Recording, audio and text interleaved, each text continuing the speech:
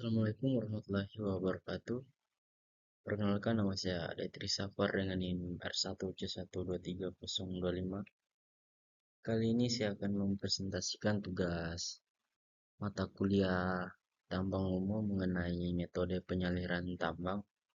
Jadi, sumber air tambang. Sumber air tambang ini merupakan sumber air yang masuk ke lokasi penambangan yang biasanya berasal dari air permukaan maupun air bawah tanah.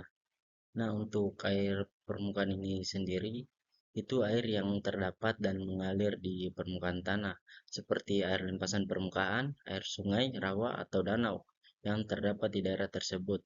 Bisa juga berupa air buangan seperti limbah dan mata air.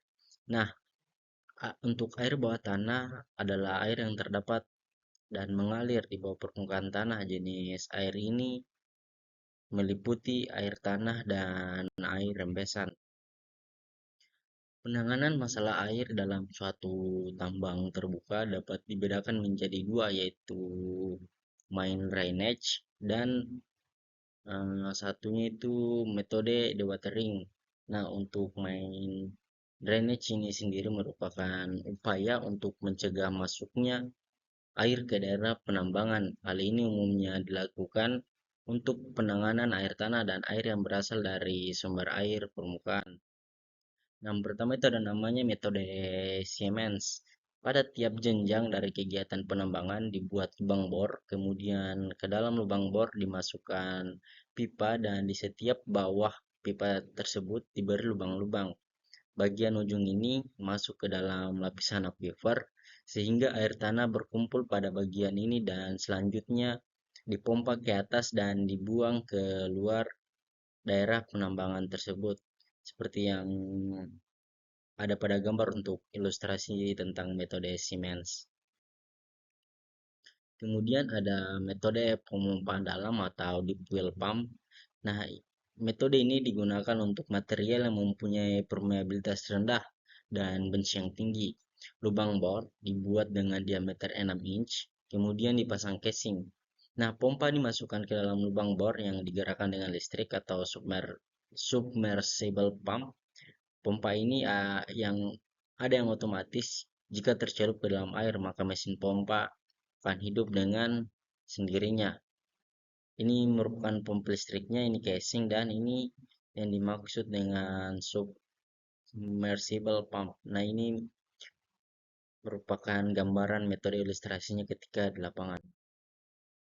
Selanjutnya ada metode elektroosmosis, merupakan cara terbaru dan biasanya digunakan pada daerah yang mempunyai permeabilitas sangat kecil. Lubang bor ini dibuat dengan diameter 3-5 inch dan 1-3 inch. Kemudian casing pipe prinsip yang digunakan adalah prinsip elektrolisa, yaitu H+ akan mengalir menuju katoda sehingga terjadi netralisasi H+ dengan OH- dan membentuk H2O atau air. Kemudian air yang telah terkumpul dipompa keluar di mana sebelumnya tidak terdapat air. Selanjutnya small pipe with vacuum pump. Lubang bor dibuat dengan diameter 6-8 inch. Lubang tidak diberi casing tetapi dimasukkan dengan pipa berdiameter 2-2,5 inch. Pasir dimasukkan sebagai saringan sehingga yang masuk adalah material yang larut dalam air.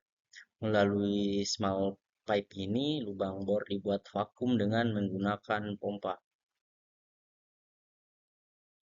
Selanjutnya ada metode pemotongan atau penggalian air tanah. Metode ini biasanya digunakan untuk mengamati kondisi air tanah. Tanah ini digali sampai menembus aquifer dan dipotong, sehingga aliran tanahnya tidak menerus ke arah hilir.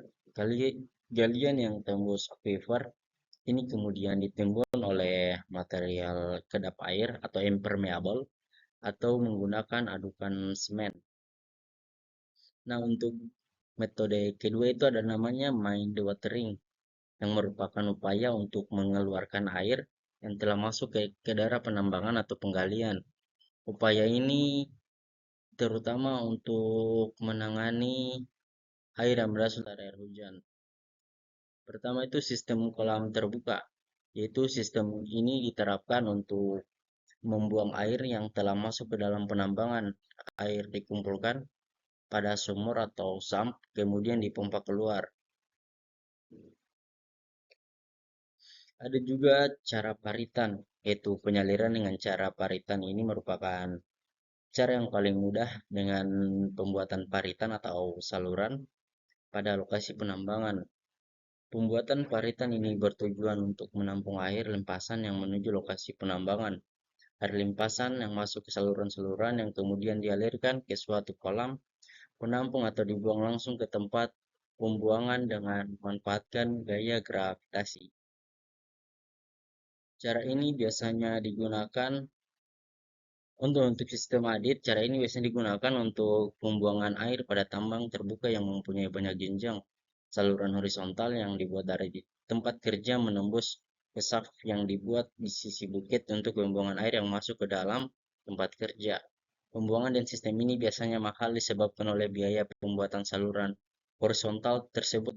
Nah, untuk faktor-faktor yang mempengaruhi sistem penyaliran itu ada curah hujan, daerah tangkapan hujan atau DTH, air limpasan, dan juga jenis dan sifat batuan. Sekian presentasi dari saya mengenai sistem penyaliran tambang. Saya akhiri. Wabillahi taufiq wal hidayah. Wassalamualaikum warahmatullahi wabarakatuh.